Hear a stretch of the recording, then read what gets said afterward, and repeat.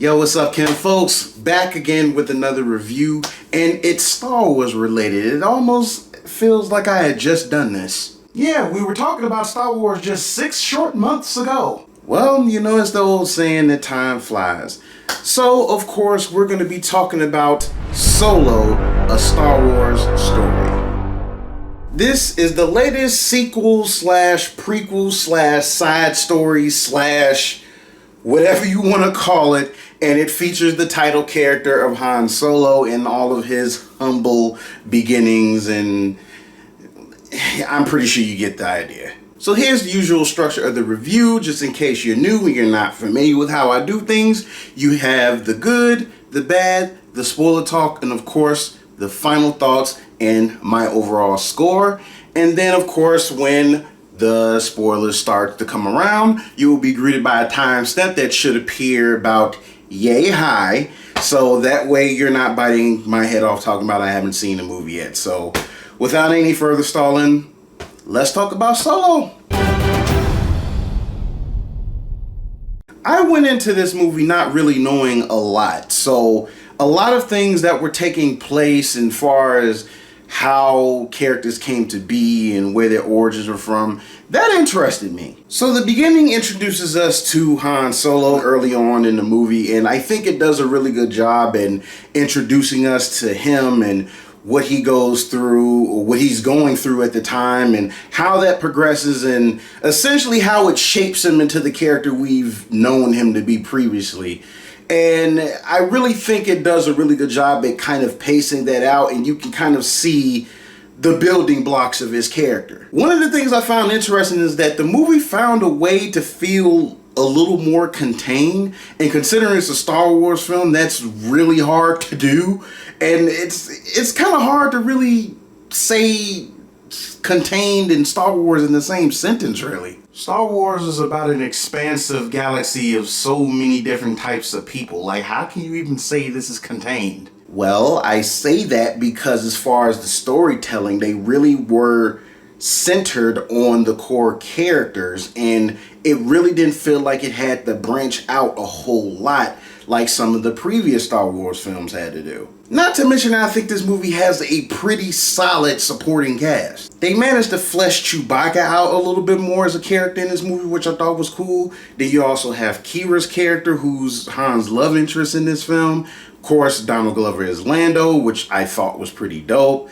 And Woody Harrelson's character is Beckett. The dynamic between them as characters, like, it really worked in this film. Paul Bettany's antagonist character, Dryden, in this film, I thought was kind of interesting. I really would have liked there to have been more of him in this movie, but for the story they were telling, I think it was fine. But I just thought his character was really interesting. I'm sorry, it's kind of hard to see him as a villain watching him play a hero the last few years. I'm pretty sure Mr. Bettany has a bit more of a range than a monotone superhero, but I have to say again, I thought his performance and his character in general was kind of interesting. As far as other things I liked about the film, of course it's a no-brainer to say that the special effects were top-notch in this film. In addition, the action sequences in this film I think were really well shot, and it still just amazes me just how well they were able to really incorporate the special effects into the action sequences to make it look so seamless. But again, it's not surprising, but again, it's a really fun ride. As far as, that's the only way I can really describe it. The movie's a fun ride. I assume that's an intended pun, considering everybody's riding in something. Marv, I think you think a little too hard about some of these things. Why don't you just sit down before you hurt yourself? Last couple things I want to mention is that the pacing in the movie I felt was really good, and some of the reveals that they had, I really feel hit that mark. So there really isn't too much that I could complain about. However, with that being said, we are now going to move into the bad section. So let's talk about some bad. Now, because this movie is essentially a prequel, I do feel that some story elements in this film I felt were a little too conveniently placed. I think that's always one of the drawbacks with films like this, because since this is a story that takes place in between already established stories, you kind of have to strategically put certain elements in this film. But I think in some cases with this movie, it was a little bit too obvious, and it's not a huge gripe, but it's just something that you tend to notice with prequels. It appears that a Star Wars film is no exception. There isn't a film in existence that's an exception to the rule, so it's just one of those things when you make a movie like this that's a prequel and it ties in everything else. It's just something that they can't seem to get away from. Now, the only other issue I had was some of the other supporting cast I feel were just there as essentially seat fillers, because it just kind of felt like once some characters were gone, some other ones were already there to take their place. As the movie progressed, it kind of had me sitting back thinking like, sheesh, like, were their presence even necessary in this film? Hey, in movies, all characters are necessary. Yeah, tell that to Psylocke in X-Men 3. Hey, she got her comeback in X-Men Apocalypse. Marv, that's really not something to brag about. So that pretty much does it for my gripes. So now we're going to go ahead and move on into spoiler territory. So again, you can go ahead and look at this timestamp. Skip to this time if you haven't seen the movie yet and all that good stuff. And you don't have to try to come in my DMs and being all hostile. So anyway, here we go. Spoiler time. When it comes to Han's introduction, I do like how they show the planet that he grew up on, or essentially was picked up and sold to. I don't know what it was, but essentially he was on a child labor, a child slave, whatever you want to call it. He was on one of them kind of planets. It was sort of like a everybody fends for themselves type of scenario if you want to survive there.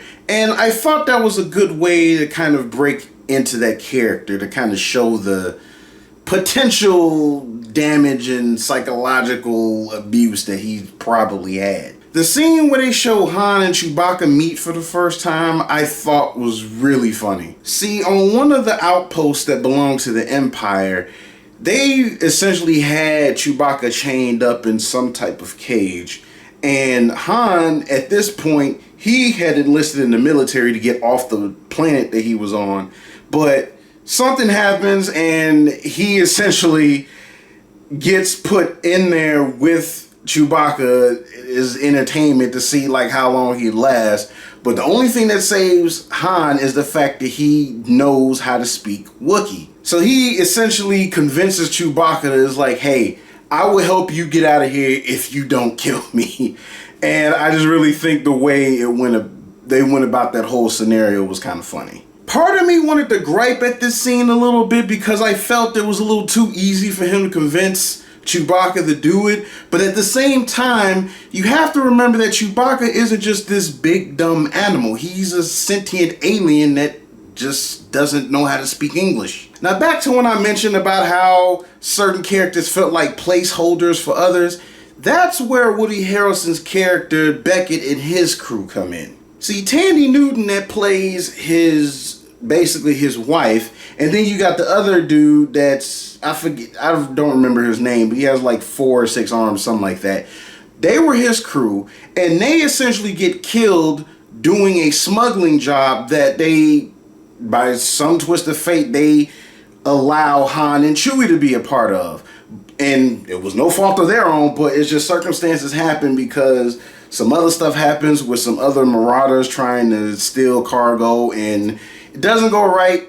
They get killed. Now, of course, Beckett, he gets pissed off about the whole situation afterwards, but he understands it wasn't Han's fault or whatever. He's just pissed. I mean, dude lost his wife and his friend. I think I'd be overly pissed myself. To be honest, he did take that kind of well. But then again, he's a smuggler. He knows that's part of the game. Either way, when those characters part, that's where eventually Kira comes back into play, and eventually Lando. So again, they just felt like placeholders. The thing is, when he meets up with Kira again, she's working for essentially a space gangster like Jabba the Hutt, but you got Dryden, Paul Bettany's character. Now, the backstory with this is when Han was initially trying to escape from his planet with Kira, she gets caught, but he winds up getting away. His whole thing was he was going to be a pilot, get a ship, and go back to the planet to find her, but of course, he doesn't have to now because now he knows where she is. Now, of course, with Han got his nose wide open, he wants to convince her to basically come away with him. It makes for an interesting twist by the end of the movie. So this leads to them going to have to meet Lando because they need his ship to pull off this job. And in order to do that, Han has to try to play this poker-like card game against him to try to get the ship. And of course, he loses. But it's revealed that Lando was cheating that last hand. So I thought that was interesting. But I thought this was a cool scene when they actually show Han and Lando kind of matching wits. And, you know, it kind of shows that whole very complicated but somewhat mutually respectful relationship they have is with both of them being smugglers. The old saying, no honor amongst thieves, comes to mind when thinking of those two.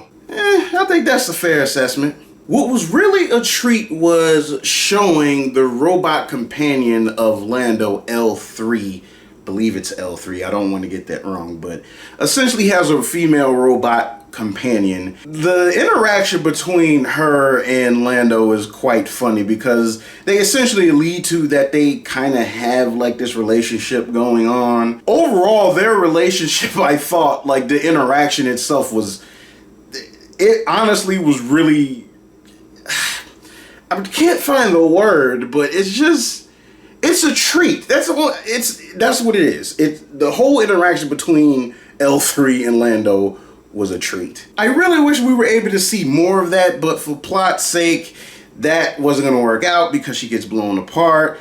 But they were able to download her CPU or whatever into the mainframe of the Millennium Falcon. In the end, you know, again, we don't get more of that between L3 and Lando, but you know, it is what it is. So they pull off the job, they meet on this other planet. This is where things kind of get turned around because the people, the Marauders that were trying to steal from Beckett and his crew early on wound up being freedom fighters, not Marauders, and they needed the cargo to basically fight against the Empire, which I guess would essentially spawn somewhat of the rebellion or whatever. And things get a little bit more dicey after that. Long story short, Beckett double crosses Han and company. He tries to make off with the cargo. Not before Dryden, Kira, and Han wind up in the scuffle, which results in Dryden getting killed and by Kira, by all people, and she was like pulling off moves like, whoa, like what have she been doing for the last few years? So again, Kira X's out Dryden. And of course, Han, being as optimistic as he is, thinks that she can now go away with him now that she's free. But of course, it's never that easy. When has it ever been that easy in these movies? We already know it's a second, third, and fourth plot going on. So Han leaves to go after Beckett.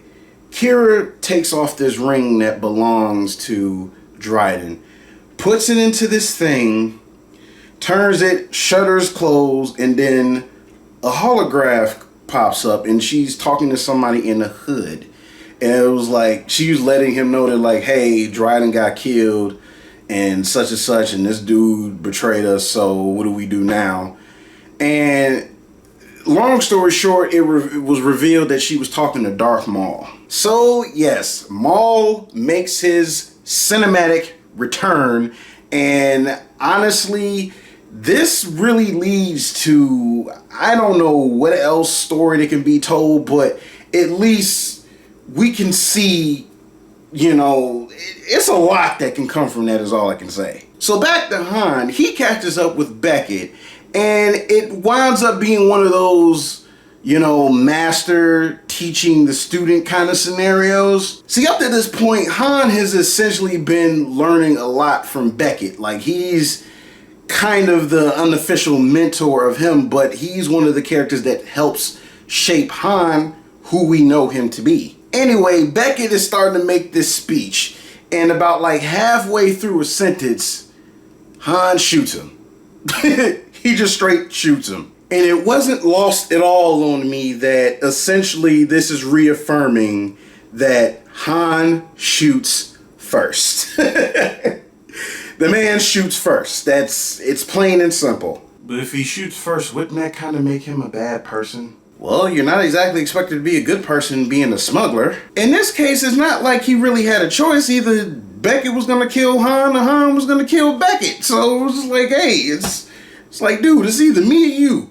And I'd rather it be you. So that part of it kind of wraps up. And of course, he sees Kira leave. And, you know, I think he kind of gets a dose of reality that, like, not everything can go the way he wants it to. It's just one of those things that just plays out. And just sometimes, you know, our protagonist character has to learn the hard way. Now, before the movie officially ends, Han catches back up with Lando, who kind of left him stranded after the whole thing with the Marauder showing back up. He literally just took the Millennium Falcon and left him. Of course, he was pissed off, like, the fact that he left, but what was ironic was when Lando he didn't expect to see him again, but the moment when Han walked up to Lando, he noticed a little thing in his wrist that, like, you know, holds the card.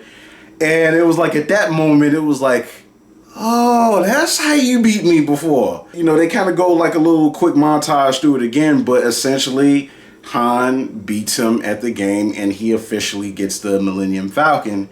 And with, you know, Chewie as his right-hand man, so it's like, that's kind of how the road to Han Solo kind of continues. And that's how the movie ends. So, I mean, yeah. That's how it went. So my final thoughts on the film is, again, it's a fun movie. It's by no means a perfect movie whatsoever. Like, it kind of has its moments where it's a little too obvious. Again, it's a fun movie, flawed, but it's still a very fun movie to watch. So everyone, with all of that being said, Solo, A Star Wars Story, gets a marvelous score from me of 8.5 out of 10. I really feel that this movie was solid. It wasn't a great movie. It had its issues, but I don't think it was anything that really took away from what the movie was at its core. I think Ron Howard did a really good job directing this movie, and characterizations were really cool. I just think it was really solid. Like, if you're not one of those folks that are supposedly feeling Star Wars fatigue or whatever, go see the movie. I really feel it's worth looking at. So, Ken folks, that does it for my review of Solo, A Star Wars Story. I hope you guys enjoyed it. Post your comments below and let me know what you thought of the movie if you had seen it. Of course, do the stuff that kind of helps me out greatly. Like, subscribe, all those wonderful things, and I will check with you guys in the next video. Until then, keep following my advice to go nerd, but nerd responsibly. This is your boy, Fallen Marvel. And I am Marv Solo. May the Force fatigue you. Family, we out. Deuces.